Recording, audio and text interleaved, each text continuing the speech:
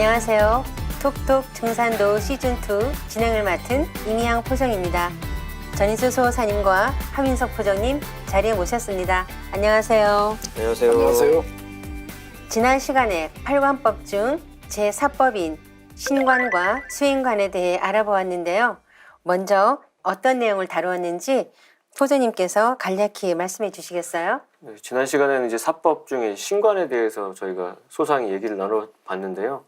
일단 죽음 이후의 질서가 어떻게 되는 건지 혼과 넋으로 나뉘어서 이렇게 윤회하는 어떤 기본 틀을 배웠고요. 그 다음에 그 동서 신관의 차이도 저희가 짚어봤습니다. 동양은 이렇게 조화신으로서의 재의 개념을 얘기하고 서양은 창조신으로서 갓에 대해서 이야기했었고요. 근데 신관의 또 완성 형태는 이론적 다신관이라는 이야기도 했었고, 그 다음에 구천으로 이루어진 신도세계의 구조와 그 다음에 궁극의 어떤 십천 하늘이 지구가 될 거라는 이야기들을 통해서 이제 신관의 노른자를 저희가 살펴봤었습니다. 네, 상제님 말씀을 통해서 그동안 베일에 가려져 있던 천상 신명 세계에 대한 궁금증을 풀 수 있었는데요. 사후 세계에 대한 논쟁 중에 하나는 윤회가 실제 하는 것인가 하는 점입니다. 먼저 수호사님께서 윤회가 무엇인지 말씀해 주시겠어요? 네, 정산상제님께서 이 도통을 하실 때 그 모악산에 있는 대원사에서 도통을 하셨는데, 그 당시에 상제님의 도통 공부를 수종 들었던 그 대원사의 주지스님이 박금곡 주지스님이었습니다. 하루는 상제님께서 박금곡 그 주지스님에게 하시는 말씀이, 그대는 전생이 월광대사인 바 그 후신으로 대원사에 오게 되었느니라는 그런 말씀을 하십니다. 이 말씀에서 상제님께서는 조금 전에 사회자님께서 질문하신 그 전생에 대한 또는 윤회에 대한 것을 인정해 주셨다고 저희들은 볼 수가 있습니다. 또 다른 상제님 말씀으로는 생유어사하고 사유어생한이라는 말씀이 있습니다. 이 말씀은 삶은 죽음으로부터 말미암고 죽음은 삶으로부터 말미암는다는 그런 말씀입니다. 우리가 인생을 살아가면서 평소에 이렇게 가깝게 지내던 분들의 그런 죽음을 많이 목도하지 않습니까? 그런데 실제 그 죽음 이후의 세계에 대한 그런 진리적인 해답에 대해서는 의외로 명쾌한 해답을 가르쳐 주는 곳이 잘 없습니다. 그래서 이 인간의 죽음이라는 것은 혼과 넋이 분리되는 하나의 사건일 뿐이고, 죽는다고 해서 영원히 이 우주에서 소멸되는 것을 의미하지는 않습니다. 그래서 인간의 탄생과 죽음이라고 하는 것은 이제 머리와 꼬리처럼 서로 이렇게 맞물려 가지고 천상과 이 지상으로 순환하면서 다시 태어나는 그런 윤회를 하게 됩니다. 그래서 인간으로 다시 태어나는 것을 환생이라고 하죠. 네. 그래서 석가모니 부처님도 그래서 자신의 이제 전생을 알고 싶으면, 과거를 알고 싶으면 현재의 삶을 보고, 자신의 미래를 알고 싶으면 또 역시 현재의 삶을 보라고 하셨거든요. 그러니까 결국 그 전생과 현생과 내생으로 이어지는 긴밀한 관계를 단짝으로 이렇게 표방을 해주신 건데, 그러니까 선천 생장 시간대에 인간은 지상에서 남자로도 살다가 여자로도 살다가 가난하게도 살다가 고귀한 신분으로 살다가 그렇게 어떤 삶을 넘나들면서 이렇게 자기 성숙을 위해서 노력하는 기회를 부여받고 나아가는 거고요. 그 과정에서 이제 우리가 카르마라고 하는 업이 이제 생겨나는 건데, 이제 업이라고 하는 거는 전생에 지은 악행이나 선행으로 말미암아서 현생에 받는 응보를 말하는 건데, 그래서 그 업장 소멸이라는 말이 있지 않습니까? 그 업에 대해서 그 연속적으로 이어지는 거, 그 다음에 업에 대해서 보복을 받는 거를 각성하면서 이번 생에 그 모든 걸 어떤 빚을 청산하는 삶, 그리고 덕을 쌓는 삶을 살도록 이렇게 기존의 가르침들이 이제 강조를 해오지 않았나는 생각을 해보게 됩니다. 과거에는 사람이 이렇게 윤회하는 것이 당연하다고 이렇게 여기면서 살았던 것 같아요. 하지만 지금 어떤 그 서양 문화의 영향으로 그 윤회를 부정하는 사람들이 많이 생긴 것 같습니다. 그래서 저도 이제 교회 다니고 성당도 세례도 받아보고 해서 기독교 가르침은 성서 속에서 충분히 저희가 숙지를 했는데, 또 성서를 깊이 파고 들면은 윤회를 부정하지도 않았다는 걸 알 수가 있는데요. 특히 이제 초기 기독교 한 400년 동안 이어져 온 과정에서는 환생설이 아주 보편타당한 가르침의 일부로 있었습니다. 근데 이제 그런 어떤 핍박받던 교회의 역사를 끝내고 콘스탄티누스 대제가 이제 기독교를 정치적인 목적하에서 이제 공인을 하게 되는데요. 그러면서 이제 325년에 니케아 공의회가 열리고 거기에서 교리가 이제 선택되기도 하고 이제 교리가 이제 잘려나가기도 하는데 그때 복음서에서 환생과 관련된 구절들을 다 이렇게 삭제할 것을 이렇게 명을 내리게 되는데 이유인즉슨 이제 종교와 권력이 이제 결탁을 하게 되면서 개인적인 노력이나 발전으로 영혼이 이렇게 구원이 가능하다라고 가르치게 되면은 교회와 황제의 권위가 이제 땅에 떨어지니까 다분히 정치적인 이유로 정치적인 우려에서 그 윤회를 가르치는 그런 가르침들이 전부 다 이렇게 삭제되도록 됐거든요. 근데 그 잠자는 예언가로 알려진 에드가 케이시도 아주 독실한 크리스찬이었고 그 사람은 매년 성서 바이블을 일독씩 했는데 그 사람이 뭐라고 얘기했냐면 나는 성경 속에서 윤회를 읽을 수가 있습니다. 그대도 성경을 열심히 잘 읽으면 그걸 정확히 읽을 수 있을 거라고 하는데 그 단적인 예가 마태복음에 이런 구절이 있습니다. 내가 너희에게 말하노니 엘리야가 이미 왔으되 사람들이 알지 못하고 임의로 대우하였도다. 인자도 이와 같이 그들에게 고난을 받으리라 하시니 그제야 제자들이 예수의 말씀하신 것이 세례 요한인 줄을 깨달으니라. 이런 구절이 마태복음 17장에 나오는데 예수님은 이제 세례 요한의 전생이 구약의 엘리야라고 이렇게 얘기를 했던 거예요. 그래서 엘리야의 후손으로 세례 요한이 됐다라는 게 아직도 중요한 그 성서의 한 구절로 살아있다는 것만 봐도 기독교 또한 불교의 석가가 말했던 것처럼 인간의 윤회가 있고 그것에 의해서 세상에 이렇게 돌아간다는 것을 명명백백하게 제자들한테 알렸다는 걸 알 수가 있습니다. 그 교리에 의해서 윤회를 부정하고 있잖아요. 근데 사람이 윤회하고 있다는 그 사실 자체는 부정할 수가 없을 것 같아요. 그 사람이 어떻게 윤회를 이렇게 거듭하는 이유가 무엇일까요? 네, 결론적으로 윤회라고 하는 것은 좀 전에 포정님 그 답변에서 언급이 되었지만은 그 자기 생명의 성숙을 지향하는 그런 과정입니다. 상제님께서는 사람에게는 혼과 넋이 있어 혼은 하늘에 올라가 신이 되어 제사를 받다가 사대가 지나면 영도 되고 혹 선도 되며 넋은 땅으로 돌아가 사대가 지나면 귀가 되느리라는 그런 말씀이 있습니다. 사후의 세계에 대한 명쾌한 해답이 되는 말씀이고 이 사후의 세계에 대한 상제님의 이 말씀의 결론은 인간은 이 신이 된다는 그런 가르침의 말씀이죠. 그래서 인간은 이 지상 생활을 하면서 정신과 육신이 이제 성장되어 가고 그 다음에 이승의 명줄이 다한 후에도 천상에 이렇게 올라가서 이제 4대 동안에 4대면은 1대가 30년이니까 무려 120년이라는 세월이죠. 그런 세월 동안 또 더 나은 영적 성숙을 위해서 수행을 하고 공부를 한다는 거죠. 그래서 이처럼 이 끊임없는 정진을 통해서 영적으로 진화 발전하고 궁극적으로는 그 상제님 좀 전 성구의 말씀처럼 선이 되기도 한다는 거죠. 선이라고 하는 것은 그 신선 문화에서 선이라고 하는 것은 그 영생 불사를 의미하지 않습니까? 그래서 선의 경계에 이제 들어가는 것이죠. 또 다른 상제님의 말씀을 보면 이런 말씀이 있습니다. 하늘에 가면 그 사람의 조상 가운데에서도 웃어른이 있어서 철부지 아이들에게 천자문을 가르치듯 새로 가르치느니라. 사람은 죽어 신명이 되어서도 공부를 계속하느니라고 하는 이런 상제님의 말씀이 있습니다. 그래서 우리는 이 상제님의 말씀을 통해서 이 우주의 한 소식을 듣기 위한 구도의 길이 사후에도 계속 이어진다. 또한 이제 지상보다 천상에서의 구도 생활이 더 어렵다. 120년이라는 세월이 걸리니까요. 이런 것을 이제 알 수가 있습니다.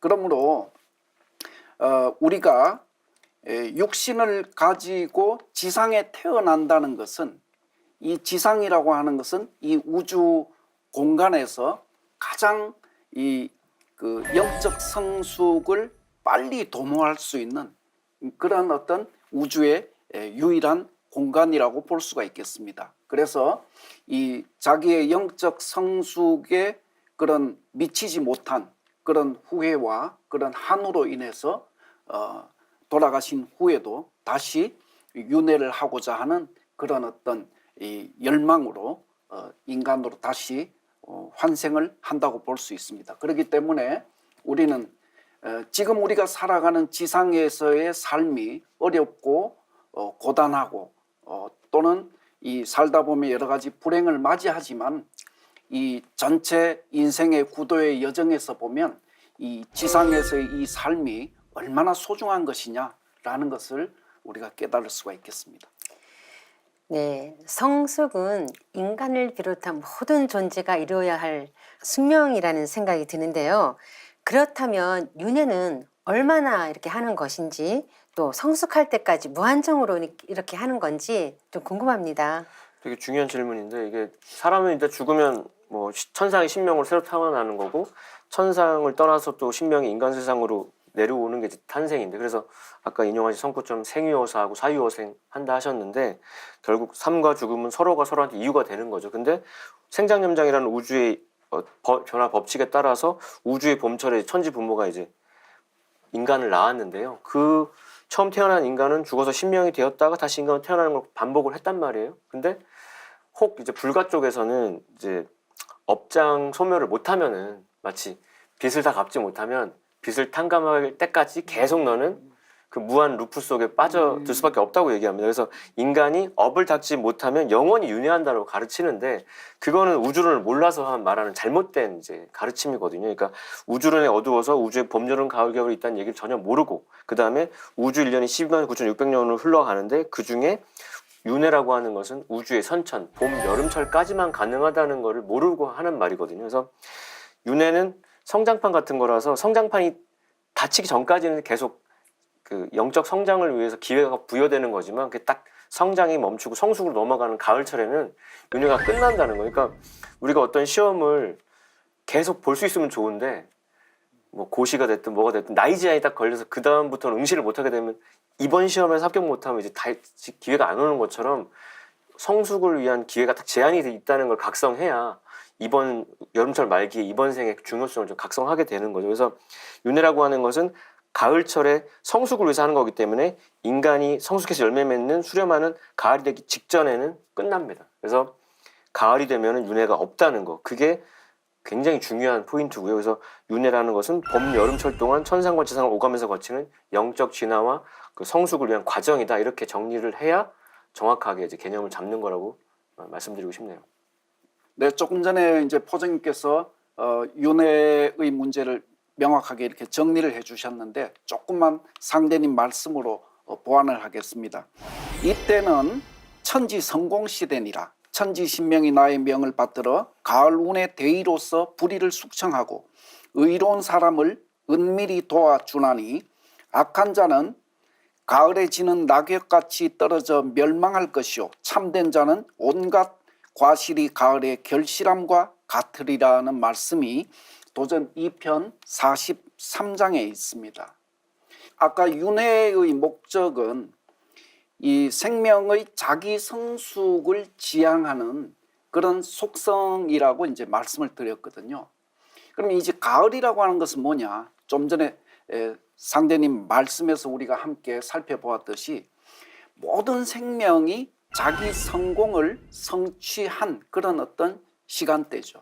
예. 그 열매를 맺었기 때문에 더 이상 이제 윤회의 필요성이 존재하지 않는 것입니다. 이것이 이제 이 상대님께서 정의하신 그런 윤회에 대한 해답이거든요. 따라서 우리는 이제 이 선천 봄 여름 시간을 끝내고 가을의 후천 상생의 세상으로 들어가는 이 길목에 70억 인류는 서 있지 않습니까? 따라서 70억 인류는 그동안 자기 성숙을 위해서 무한한 그런 어떤 자기 윤회의 과정을 거쳤을 것이라는 것이죠. 그래서 상대님 진리를 이번에 만나느냐 못 만나느냐 하는 것은 영원히 그동안의 이 윤회의 수고로움이 헛수고가 되느냐, 그렇지 않으면 그 뜻을 최종적으로 성취할 수 있느냐의 그런 중대한 기로에 서 있다고 볼 수가 있겠습니다.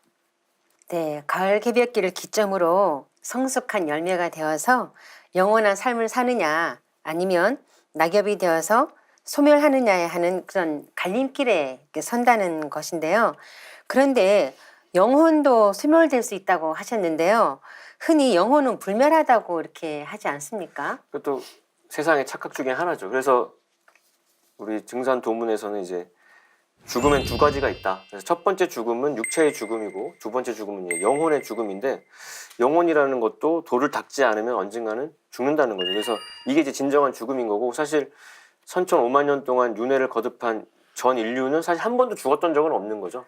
그 알맹이는 그대로 두고 껍질만 벗었다가 이제 그 알맹이에 해당하는 영혼 자체가 완전히 이제 우주 공간에서 담배 연기처럼 사그라드는 거라서, 이 지구에 우리가 이번 생에 주어졌다는 게, 생명이 주어졌다는 게 얼마나 소중한 건지를 다시 한번 각성하게 되는 게, 이 지구라는 공간은 이 거대한 연계 속에 떠있는 그중에 특수 연계라서 이제 건곤 중에 곤에 해당하는 곳인데, 천상 영혼이 이 지상에서 마무리 이제 영적 성장을 위해서 박차를 가해야 되는 시점에까지 와 있는 건데요. 이때 이 생에서 그간의 공부를 다 정리를 못하면 그동안의 어떤 윤회 속에서의 고뇌가, 고통이 헛수고가 되는 거죠. 그러니까 초등학생이 중학생이 되고 중학생이 고등학생이 되고 그 모든 목적은 대학교 진학하려고 쭉 왔던 건데, 마지막에 이 마무리 정리를 못 해가지고 그동안의 노력이 물거품이 되는 게 어찌 보면 여름철 말기 지금 우리의 삶이라서, 오죽하면 상제님께서도 인간으로 오셔가지고 그 영혼 불멸의 문제에 대한 또 말씀해 주신 게 있는데요. 이렇게 말씀하셨습니다. 돌을 잘 닦는 자는 그 정혼이 굳게 뭉쳐서 죽어서 천상에 올라가 영혼이 흩어지지 아니하나, 돌을 닦지 않는 자는 정혼이 흩어져서 연기와 같이 사라지느니라. 인간이 영혼 성숙을 위해서 굳게 정혼을 굳히는 구도를 하지 않으면, 수도를 하지 않으면 너희들도 사라진다, 소멸된다. 연기처럼 담배 연기가 처음엔 형태가 있다가 완전히 흩어지듯이 너희 영혼도 그리 된다라고 엄중히 경고를 하신 바 있습니다. 네, 그래서 상제님께서는 비록 고생은 따를지라도 영원히 생명을 누려감이 옳은 일이요 일시의 쾌락으로 길이 생명을 잃는 것은 옳지 않으니라 하신 거군요. 자, 그럼 성숙한 삶, 또 영원한 삶을 살기 위해서는 돌을 잘 닦으라고 하신 상제님 말씀은 무엇을 의미하는 건가요? 그러니까 인간은 왜 수행을 해야 되냐? 그 질문에 대한 답은, 인간은 생명이 유한하기 때문에. 그러니까 모든 인간은 소멸될 수밖에 없으니까 모든 인간의 어떤 정체성이 수행자일 수밖에 없습니다. 닦아야지만이 그 생명이 영원해질 수 있으니까. 그러니까 언젠가 수명이 다시 죽게 되는 모든 인간은 그 수행을 통해서, 그러니까 수행이라는 것은 뭐냐라고 묻는다면, 유한한 생명을 극복하고, 생명의 유한함을 극복하고 천지 생명과 하나 돼서 영원한 생명을 얻기 위해서 다시 태어나는 거예요. 그러니까 영생을 위해서는 수행이 필수라고 보셔야 될 것이고요. 그게 이제 고생은 따를지라도 영원히 생명을 잃는 게 옳다라고 하신 상제님 말씀의 본질이 아닐까 생각이 듭니다. 네, 상제님의 또 다른 말씀에 죽고 살기는 쉬우니 몸에 있는 정기를 흩으면 죽고 모으면 사느니라고 하는 그런 말씀이 있습니다. 조금 전에 이제 이 수행, 돌을 닦는 이런 그 목적에 대해서 영생을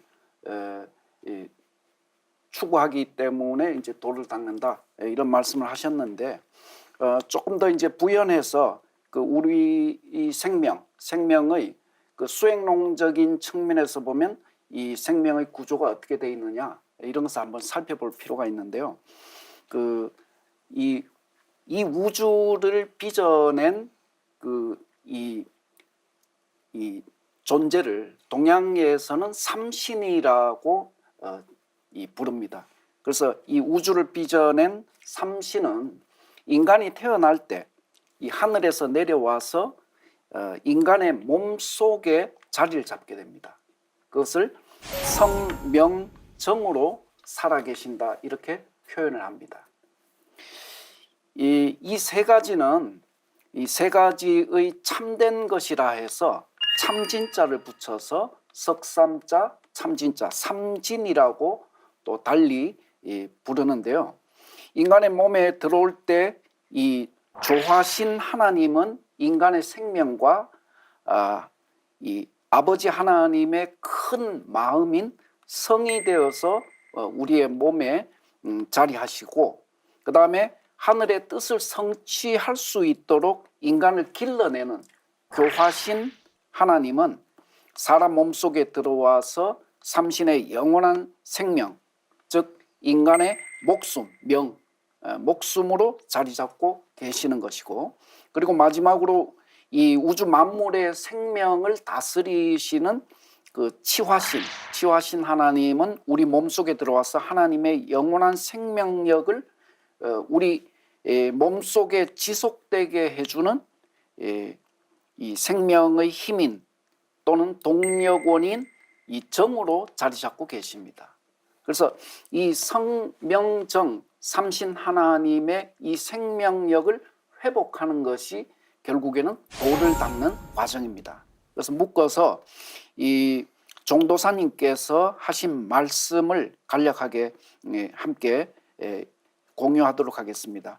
수행한다는 것은 현실적으로 내 생명의 진액, 생명활동의 근원 또는 핵과 같은 정을 잘 갈무리하는 것이고, 정을 잘 저장하고 그것을 굳히고 맑히는 일이다.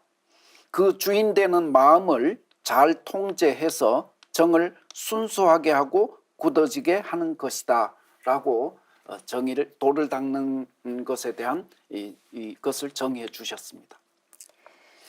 네, 인생은 구도의 과정이고 삶은 수행의 연속이라고 하는데요. 수행이란 구체적으로 무엇을 말하는 건가요? 일단 글자 뜻부터 풀어보면은 닦을 숫자에 이제 행할 행자니까 닦고 행한다는 거고요. 일단 그 클렌징의 뜻이 있죠.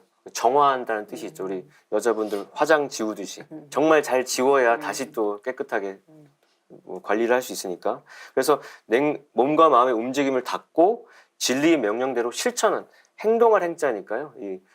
이게 관점이 아니라 이거는 명사가 아니라 어찌 보면 수행은 동사의 영역입니다. 그래서 일단 그 뜻부터 새겨야 될 것이고, 두 번째 이제 서양에서는 이제 메디테이션이라고 하는데 수행을, 근데 메디라고 하는 말 어근이 의학 약물을 말하는 메디케이션하고 어근이 똑같단 말이에요. 그래서 메디라고 하면 to heal, 치유한다는 뜻입니다. 이제 서양 의학은 이제 치료까지는 해도 우리 인간 생명의 3대 요소인 마인드, 바디, 스피릿이라고 할 때 몸을 치료하기까지는 해도 그 마인드, 마음과 그 궁극의 정신, 혼까지, 스피릿까지는 건드리지 못하는데, 그래서 몸은 물론이거니와 마음과 정신의 병까지 온전히 치유한다는 뜻이 이제 수행에 들어 있고요.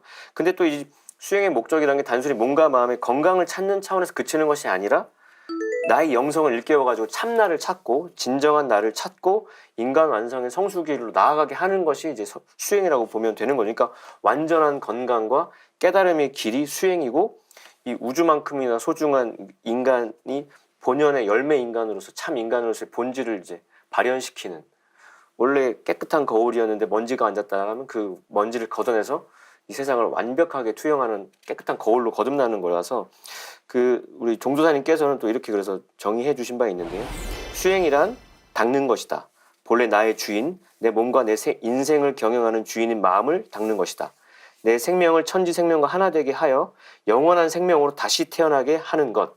이게 바로 수행이다라고 말씀해 주신 바 있고, 특히 이제 또 재밌는 거는 이제 미국에서 정부의 지원을 받아서 한 연구가 있는데, 그 18년 동안이나 지속된 연구예요. 근데 운동의 효과에 대해서는 뭐 공인이 돼 있으니까. 근데 운동과 명상을 비교하기 위해서 연구를 18년 동안 했는데, 그 연구 결과가 뭐였냐면, 운동보다 명상을 한 노인이 그 심근경색 같은 심장병으로 사망률이 30% 줄어들고요. 그다음에 암으로도 다 죽게 되는데 암 사망률도 40% 줄어들고, 그리고 전체적으로 각종 질병으로 따른 사망률은 23% 낮아졌다라고 미국 정부에서 공인을 했기 때문에 권장을 하는 상황까지 와 있습니다. 네. 네, 저도 조금만 이제 보충을 하도록 하겠습니다. 조금 전에 이제 제가 말씀을 드릴 때, 인간이 태어날 때는 삼신 하나님의 생명이 내재됐다.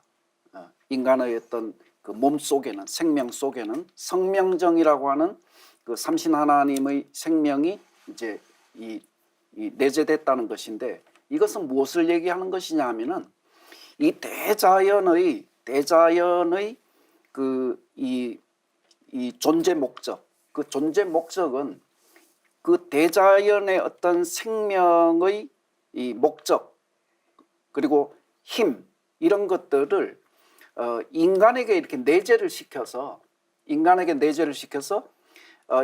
대자연 천지 부모의 그 마음을 깨쳐서 천지 부모의 그 목적과 이상을 실현하는 존재로 이 우주 역사에 자리 잡을 수 있도록 하시는 것이 최종 목적이지 않습니까? 근데 우리는 본래 천상에서는 그런 뜻을 알고 있었겠지만 태어나면서 그 세상의 그런 오욕 칠정에 물들어서 그 지고한 사명을 잊고 살아간다는 것이죠. 그럼 인간이 인생의 목적을 실현한다는 것은 그 본래 태어나기 이전에 하늘로부터 받은 천명을 각성하고 깨닫고 그 길을 가는 것이어야 되는데 그럼 무엇으로 깨달을 것이냐 이거죠. 그것은 이 세상에 있는 지식으로는 불가능하지 않겠습니까? 따라서 여기에서 진정 내 생명의 그 내면에 깃든 삼신 하나님의 참 뜻을 발현시키는 것은 오직 수행을 통해서만 그것이 가능하다 이렇게 이제 볼 수가 있겠습니다. 네, 두 분의 말씀을 정리해 보면 영적 성숙을 하는 것도 그렇고 또 영원한 생명으로 다시 태어나는 것도 정원을 굳게 뭉치는 것인데 수행을 통해서 가능하다는 말씀이잖아요. 그런데 왜 수행을 하면 정원이 굳게 이렇게 되는 건가요? 우리 몸의 이제 생리를 좀 아셔야 되는데 일단 인간의 생명을 유지해주는 두 개의 동력원이라고 하면은 이제 신장의 차가운 물기운, 그다음에 심장의 뜨거운 불기운입니다.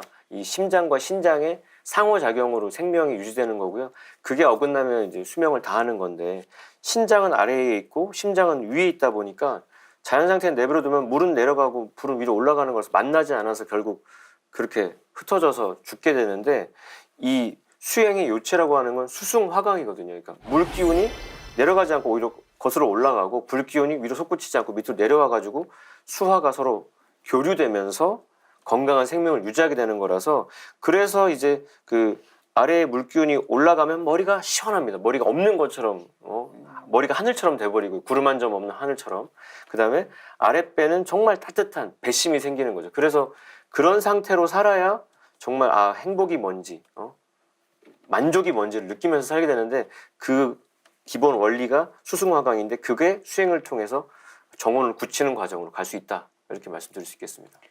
그 한의학에서 말하는 머리는 차갑게 하고 발은 따뜻하게 하라는 두한 조결도 수승화강과 같은 원리인가요? 머리를 차갑게 하고 발을 따뜻하게 한다는 것은 비단 이 한의학뿐만 아니라 서양 의학의 아버지로 불리는 히포크라테스가 전하는 이 건강을 위한 불멸의 그런 진리 말씀도 결론은 발은 따뜻하게 머리는 차갑게라고 말씀을 드릴 수 있습니다. 그래서 최근에 우리 민간의 건강요법에서 누구나 가정에서 많이 쓰는 방법이 반신욕이라든지 족욕이라든지 이런 것들이 인체 수승 화강을 돕는 그런 건강관리법이기도 합니다. 현대인들은 우리가 생활 속에서 이 수승 화강이 많이 균형이 이렇게 깨져 있는 이런 데서 이렇게 생활하고 있거든요. 비근한 예로 우리가 현대인들이 이제 스트레스를 많이 받으니까 이 언어 속에 우라가 치민다. 또는 화가 나서 미칠 지경이다.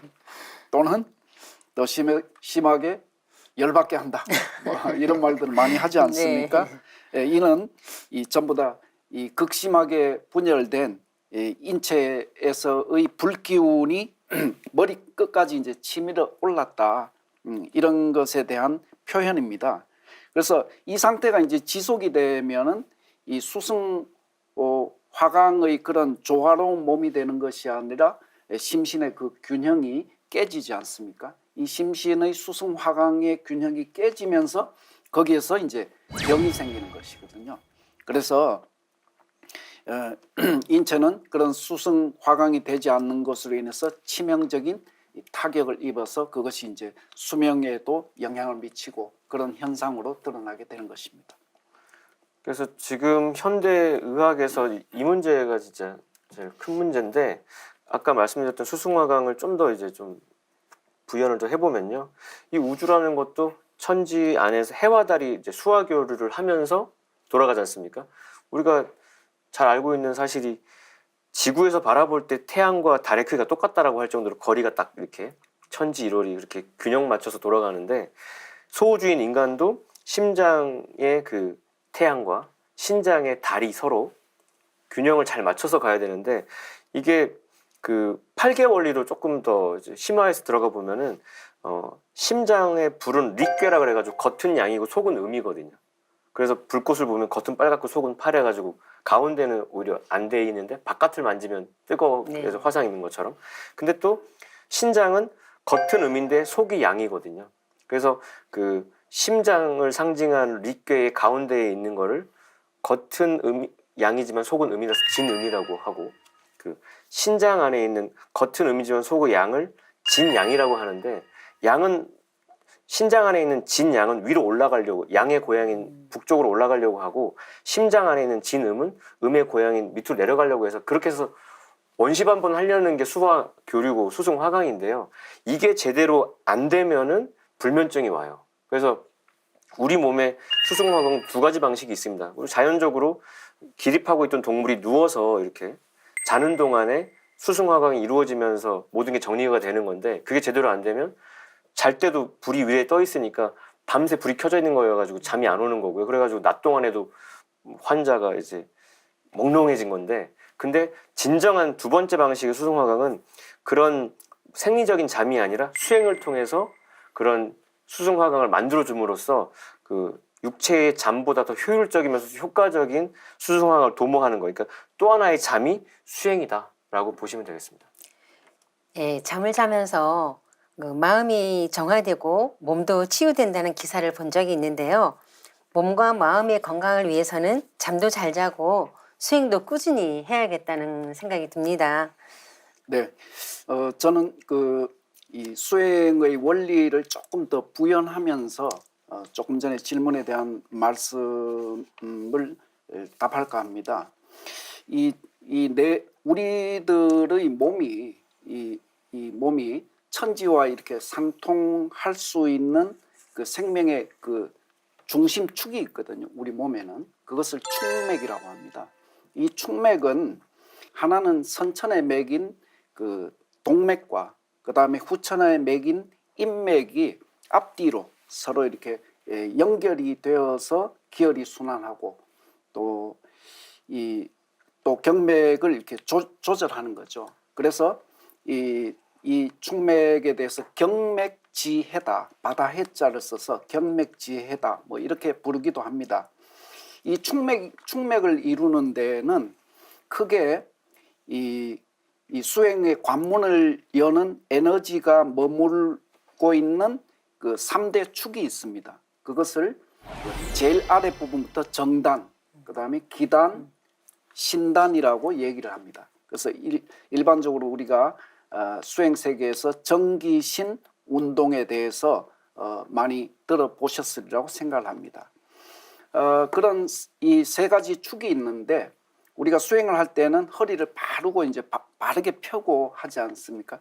허리를 바르게 펴고 앉아서 이제 수행의 요령이죠. 바르게 펴고 앉아서 이제 그 환단고기를 보면 이 세 가지를 수행 요령에 대해서 이렇게 말씀하시는 이 정의한 부분이 있습니다. 그 첫 번째가 이제 지감이죠. 지감.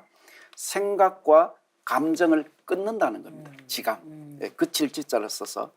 두 번째는 이제 조식입니다. 호흡을 고르게 한다는 것입니다. 호흡을 고르게.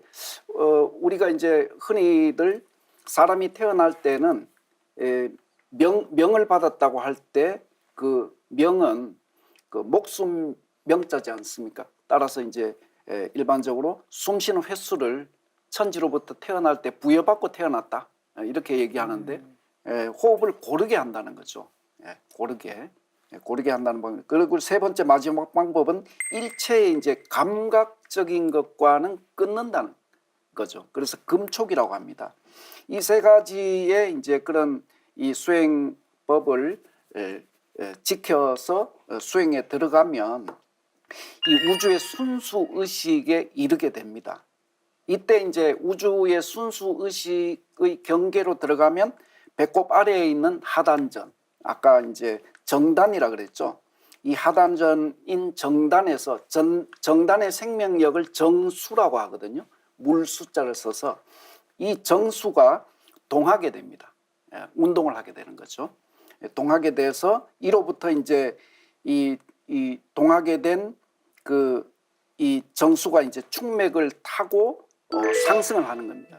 상승을 하면서 그것이 기화하게 됩니다. 기화하게 되면 이 만물의 그런 순수 감성과 신성을 눈과 귀로 수행자가 보고 듣게 되는 그런 어떤 현상이 열리게 되는 것입니다. 그리고 이제 이 정수가 이 전기가 머리 이 위까지 이제 올라오면은 우리의 의식이 완전히 이제 명화가 되어서 신단이 열리면서 이 몸과 마음이 이 천지부모 대자연과 하나가 되는 이 나의 어떤 존재마저도 잃어버리는 망형망제라고 하죠. 그런 경계에 들어가게 됩니다. 이로써 이제 이런 그 경계에 들어가게 되면 우리는 대광명의 그런 이 신의 세계를 눈으로 보게 되고, 그다음 귀로는 생명의 조화 세계의 그런 어떤 이 소리를 듣게 되고, 또는 만물 모든 만물의 그 내면에 깃들어 있는 그 소리를 듣게 됩니다. 이걸 정리하면은 이것은 뭐냐 하면 소리로 듣고 눈으로 본다고 하는 것은 영적인 시각화 또는 청각화가 이루어진다, 이렇게 볼 수가 있습니다. 그래서 상제님께서는 이런 현상을 총명도통이라고 이렇게 정의를 해주셨습니다. 눈 밝을 명, 그 다음에 귀 밝을 총, 이렇게 해서 눈과 귀가 밝아져서 실제로 생리적으로 듣고 보는 것이 아니라 영적 경계에서 듣고 보는 그런 눈이 열린다는 거죠.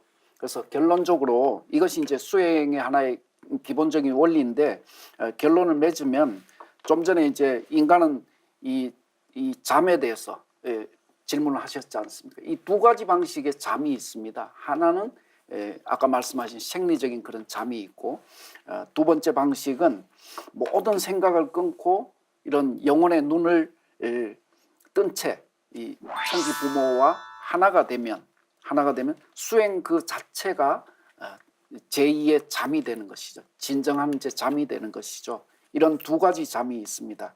그래서 여기에다가 태을주의 그런 조화성령의 그런 법력이 더해지면 마침내 이런 인간은 그 신천지의 영원한 인존의 그런 생명력을 회복하는 그런 존재가 될 수 있는 것입니다. 수호사님, 수행의 원리에 대해서 말씀을 참 잘해주셨는데요. 그동안 수행하면 동양의 전유물로 생각하는 경향이 있었잖아요. 근데 요즘은 수행의 효능이 과학적으로 입증이 되면서 세계적으로 수행 열풍이 불고 있다고 하지 않습니까? 그래서 이제 수십 년 전부터 서구 사회에서는 동양의 정신문화랑 수행문화에 매료돼가지고 가히 열광적인데, 그 유명인들 가운데 뭐 우리 부통령 했던 엘고도 있고, 그다음에 리처드 기어도 유명한 명상가로 알려져 있죠. 그다음에 데미 뭐 해리슨 포드 뭐 키아누 리브스 전부 다 명상 예찬론자인데, 그들이 이제 입을 모아서 하는 얘기가 명상에 대해서는 현자들의 안식처다, 버블베스다, 이렇게 거품 목욕하듯이 너무너무 최고의 힐링이라고 얘기하는데, 유명한 영화 감독 중에 데이비드 린치라고 있습니다. 그 블루벨벳 같은 명작 만들어서 뭐 칸 영화제 뭐 황금 종려상도 타고 감독상도 탔던 그 유명 인사는 매일 하루에 2번씩 그 한 번에 90분 동안 명상을 꾸준히 30년 동안 해왔던 명상 고수예요. 근데 그분은 얘기하기를 수행을 통해서 의식이 깊은 차원으로 들어가면은 너무나 많은 아이디어가 쏟아진다고. 그래서 다 요즘 세상은 그런 아이디어가 바탕을 이룬 컨텐츠가 세상을 지배하는데, 그 근저에 명상이 깔려 있다는 거고,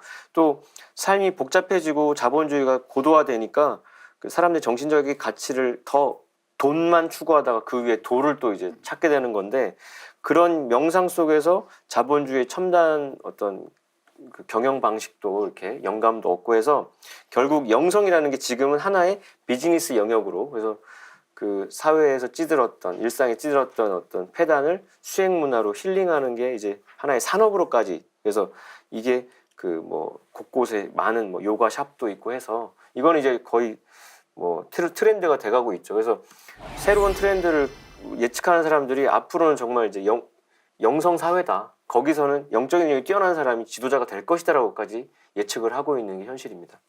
수행 문화에 대한 이제 그런 과학적인 근거 이런 거에 대해서는 먼저 그 말씀 드리기 전에 좀 전에 이제 서구에서 수행에 빠진 그런 유명인들 말씀을 하셨는데, 그 말씀을 들으니까 저는 미국 그 LA 다저스에서 활약을 했던 그 박찬호 네네. 선수가 생각이 났습니다. 그분도 그 TV를 이렇게 보니까 그 명상을 하시더라고요. 그래서 아마 그 치열한 그 생존 경쟁의 무대에서 이 명상을 통해서 그런 근원적인 힘을 받았지 않나, 뭐 이렇게 생각이 되는데요. 시사 주간지 타임에 보면 그 명상의 과학이라고 하는 특집 기사가 실린 적이 있습니다. 그래서 여기에서 이제 미국 내에 일어나고 있는 그런 이 수행 열풍이라든지 그 다음에 효능, 그리고 이것이 좋다는 것을 뒷받침하는 그런 의학적인 근거, 그 다음에 쉽게 따라할 수 있는 명상 수행법, 뭐 이런 것들을 소개를 했었습니다.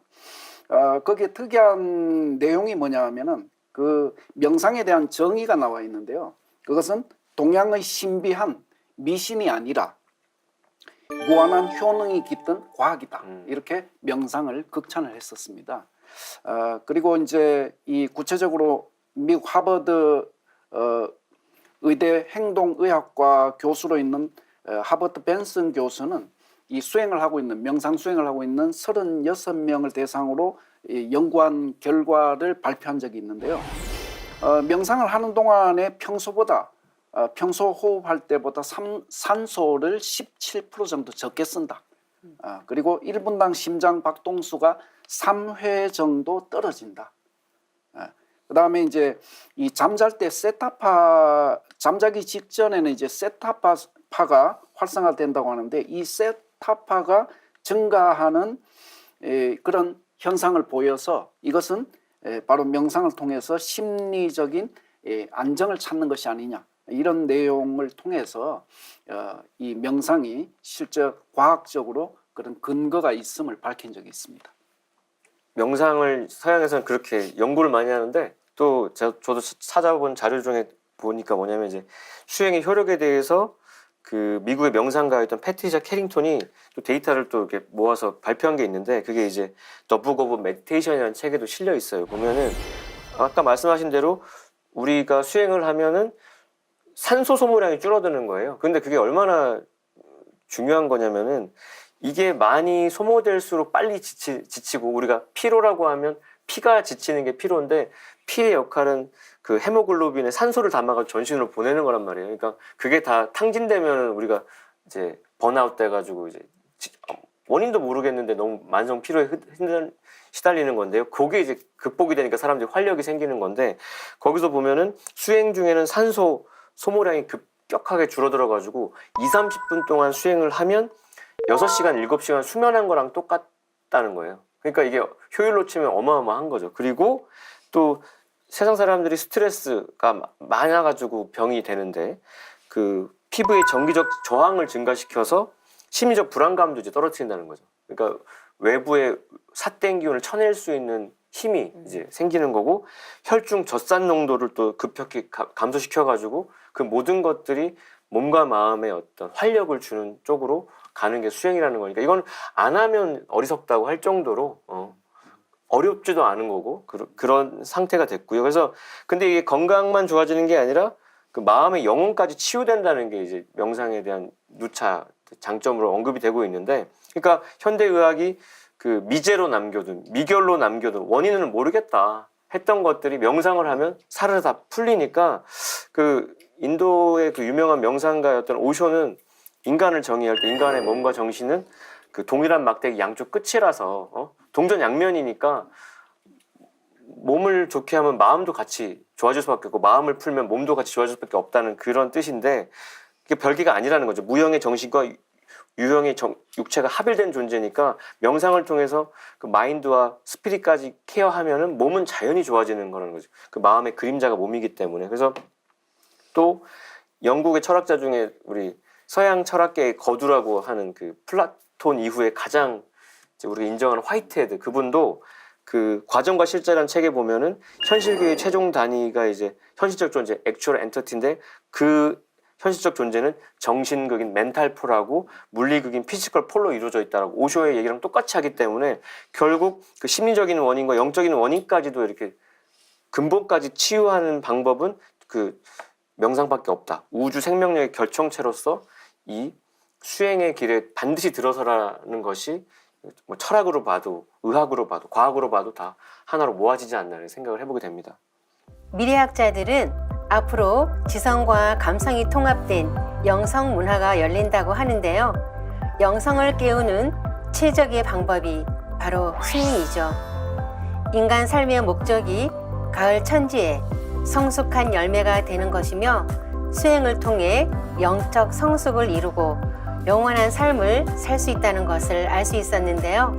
다음 시간에는 신관과 수행관을 공부하며 천지 조화 성신을 받는 주문인 태울주에 대해 알아보겠습니다. 지금까지 시청해주신 시청자 여러분 감사합니다.